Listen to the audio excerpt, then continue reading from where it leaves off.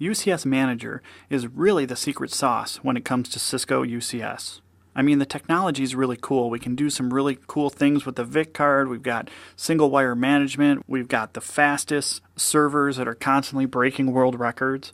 But when you take a look at the fact that UCS Manager is built into those fabric interconnects and that everything is auto-discovered and auto-inventoried, and I can manage my whole environment through a single pane of glass, whether I choose to do that through the GUI or through the API or through NXOS, and then I can manage everything as one UCS domain.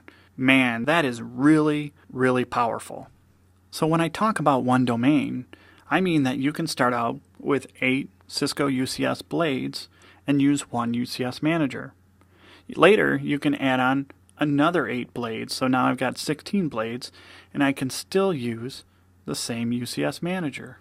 You guessed it, I can add 8 more blades, and I'm still using the same UCS Manager that I used before. All of this is automatically discovered.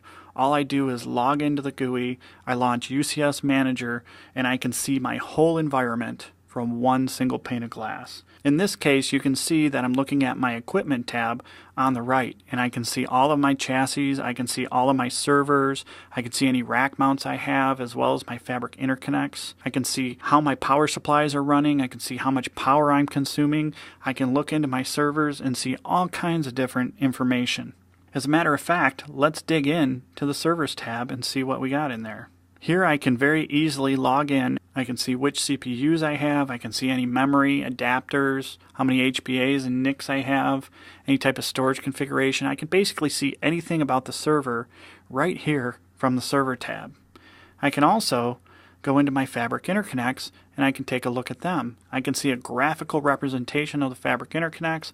I can see whether ports are up and down. I can configure the fabric interconnects from here. And in this case, I may want to configure a port, and I can do that literally by right-clicking on a port, and I get all that information. As I take a look at the server tab, you'll see there's a ton of information in here for me to configure policies on how I want my individual servers configured. As I move over to the LAN tab, this is going to be able to configure all my IP-based settings. So for instance, my uplinks to the traditional network, things like my IP address pools and my VLANs and my MAC addresses, things like that are going to be controlled from my LAN tab.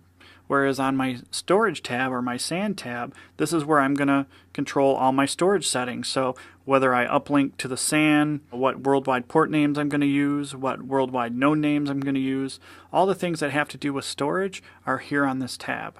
And any of these tabs, I can actually use role-based access control to control who has access to what. Here you can see I'm in my administrative tab, and this tab really has to do with controlling the fabric interconnects themselves. This is where I can, for instance, see faults and events, and even an audit trail for who made changes to what. And I would find that on the admin tab. Please join me for the next lesson, 1.9, examining the concepts and benefits of UCS hardware abstraction.